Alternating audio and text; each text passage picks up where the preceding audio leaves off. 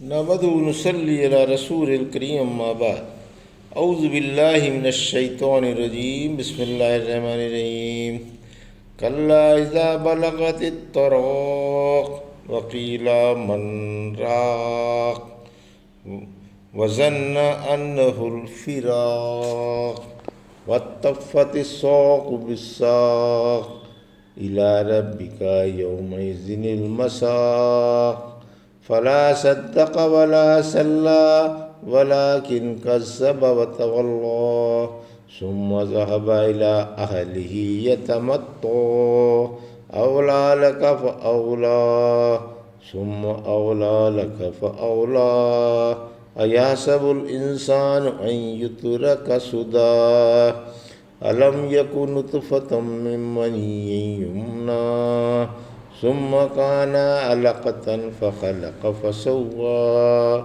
فجعل منه الزوجين الذكر والأنثى أليس ذلك بقادر على أن يحيي الموتى۔ ابھی آپ نے سورہ قیامت کی آیت 26 سے 40 کی تلاوت سماعت فرمائی۔ پیش ہے ان آیتوں کا ترجمہ اور تفسیر ابن کثیر سے۔ کلا اذا بلغت التراق آیت 26، وقیل من راق آیت 27، وظن انہ الفراق آیت 28، والتفت الساق بالساق آیت 29، الی ربک یومئذ المساق آیت 30، فلا صدق ولا صلی آیت 31، ولکن کذب وتولی آیت 32، ثم ذهب إلى أهله يتمطى آیت 33، اولا لک فاولا آیت 34، ثم اولا لک فاولا آیت 35، ایحسب الانسان ان یترک سدی آیت 36، الم یکن نطفة من منی یمنی آیت 37، ثم كان علقة فخلق فسوى آیت 38، فجعل منه الزوجين الذكر والأنثى آیت 39، أليس ذلك بقادر على أن يحيي الموتى آیت 40۔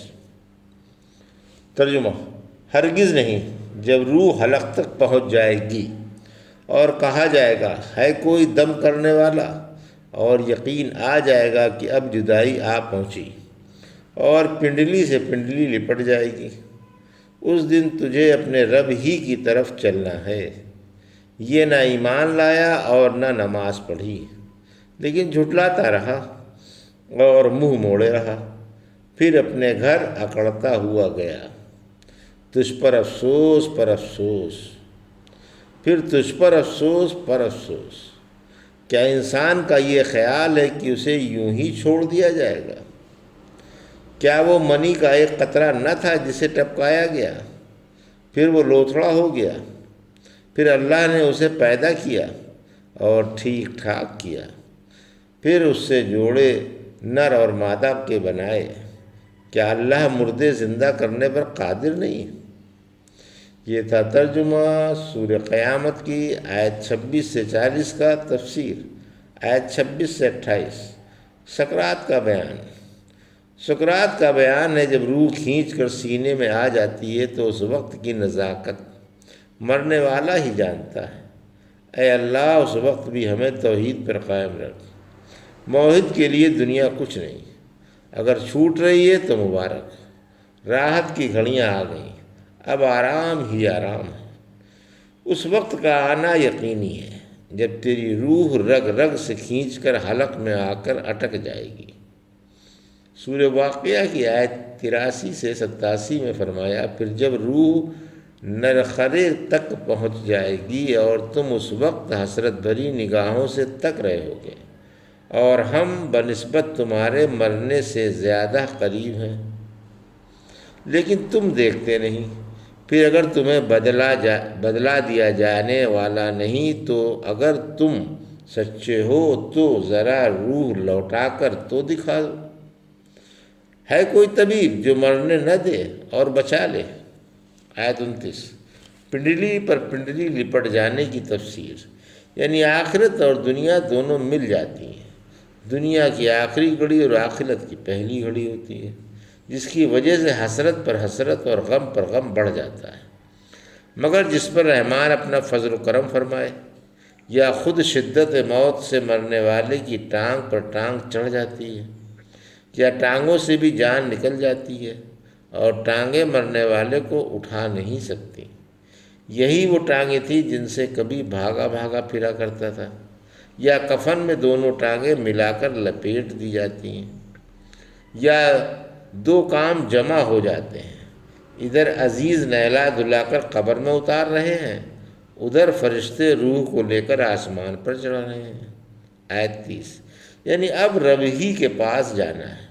جب فرشتے روح لے کر آسمان پر چڑھتے ہیں تو اللہ فرماتا ہے کہ میرے بندے کو زمین ہی میں لوٹا دو، میں نے اسے مٹی ہی سے پیدا کیا، اسی میں لوٹا دوں گا اور دوسری بار اسی سے پیدا کروں گا، جیسا کہ براوالی لمبی حدیث میں آیا ہے۔ سورہ انعام کی آیت 61 میں فرمایا، اللہ ہی اپنے بندوں پر غالب ہے، وہی تمہارے پاس نگرانی کے لیے فرشتے بھیجتا ہے۔ پھر جب کسی کی موت کا وقت آ جاتا ہے تو ہمارے فرشتے اسے فوت کر دیتے ہیں اور وہ کوئی کمی نہیں کرتے، پھر سب اپنے سچے آقا کی طرف لوٹائے جاتے ہیں۔ یاد رکھو اسی کا حکم جاری ہے اور وہ جلدی حساب لینے والا ہے۔ آیت 31 سے 33، ایمان و عمل صالح کے چوروں پر صد افسوس۔ ان کافروں کا بیان ہے جو دنیا میں دل سے حق کے اور جسموں سے عملوں کے چور تھے، جن کا نہ باطن اچھا تھا اور نہ ظاہر۔ اسی وجہ سے اللہ نے فرمایا کہ نہ حق پر ایمان لایا نہ نماز پڑھی، ہاں حق کو جھٹلانے پر دلیر تھا اور عملوں سے کوسوں دور بھاگتا تھا۔ ان بیہودگیوں کے باوجود اکڑتا اور اتراتا ہوا گھر پہنچ جاتا تھا۔ سورہ مطففین کی آیت 31 میں فرمایا، جب یہ گھر جاتے تو دل لگی کرتے ہوئے جایا کرتے تھے۔ سورہ انشقاق کی آیت 13 میں فرمایا، یہ اپنے گھر میں خوش تھا، اس کا گمان تھا کہ اللہ کی طرف لوٹ کر نہیں جائے گا، بھلا یہ کیسے ہو سکتا تھا؟ اس کا رب اسے خوب دیکھ رہا تھا۔ آیت 34 سے 35، یعنی تیری زندگی موت، تہی دامنی اور محرومی پر افسوس ہے۔ اللہ کی طرف سے اترانے والے کافر کے لیے یہ بڑا زبردست ڈراوا ہے۔ یہ کمبخت اللہ کو چھوڑ کر اتراتا تھا، کفر کے باوجود اکڑتا ہے، خالق کو مانتا نہیں اور فرعون بے سامان بنا ہوا ہے۔ سورہ دخان کی آیت 49 میں فرمایا، لے اب اپنے کفر کا مزہ چکھ، تو دنیا میں لمبی ناک والا تھا۔ سورہ مرسلات کی آیت 46 میں، تھوڑا بہت اور کھا پی لو اور فائدہ اٹھا لو، آخر ہو تو تم مجرم ہی۔ سورہ زمر کی آیت 15 میں فرمایا، اللہ کو چھوڑ کر جس کی چاہو پرستش جا کرو۔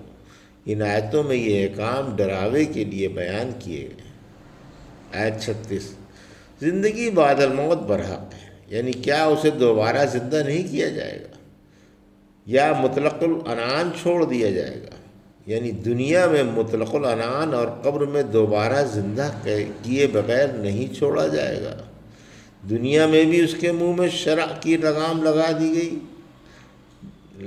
دی جائے گی اور آخرت میں بھی جو ابدی ہی کے لیے دوبارہ زندہ کیا جائے گا، آخرت میں بھی جواب دہی کے لیے دوبارہ زندہ کیا جائے گا۔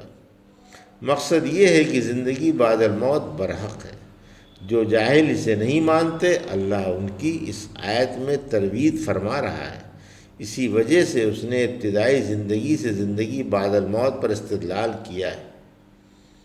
ابتدائی زندگی بعد الموت کی دلیل ہے۔ آیت 37، یعنی انسان حقیر پانی کا کمزور نطفہ ہے جو پشت سے رحم میں ڈالا گیا، اس میں نہ زندگی تھی اور نہ کوئی حقیقت تھی۔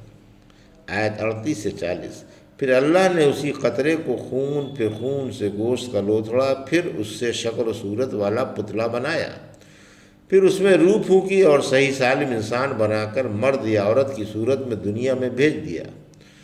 پھر جس قدرت والے بے مثال کاریگر نے ایک پانی کے قطرے سے ایک سر وقت جتنا جیتا جاگتا اور چلتا پھرتا صحیح سالم انسان بنا دیا، کیا وہ اس بات پر قادر نہیں کہ اسے فنا کر کے پھر دوبارہ مقررہ وقت پر پیدا کر دے؟ جب اس نے ایک بے بنیاد چیز کو انسان بنا دیا تو انسان کو فنا کر کے دوبارہ بنا دینا تو بدرجہ اولا آسان ہے۔ سورہ روم کی آیت 27 میں فرمایا اس نے پیدائش کی ابتدا کی، پھر وہی دوبارہ پیدا کرے گا، اور دوبارہ پیدا کرنا تو زیادہ آسان ہے۔ یہ تھا سورۃ قیامت کی آیت 26 سے 40 کا ترجمہ اور تفسیر جو بھی آپ نے سماعت فرمائی۔ بارک اللہ لی ولکم فی القرآن الحکیم ونفعنا ایاکم بآیات الذکر الحکیم۔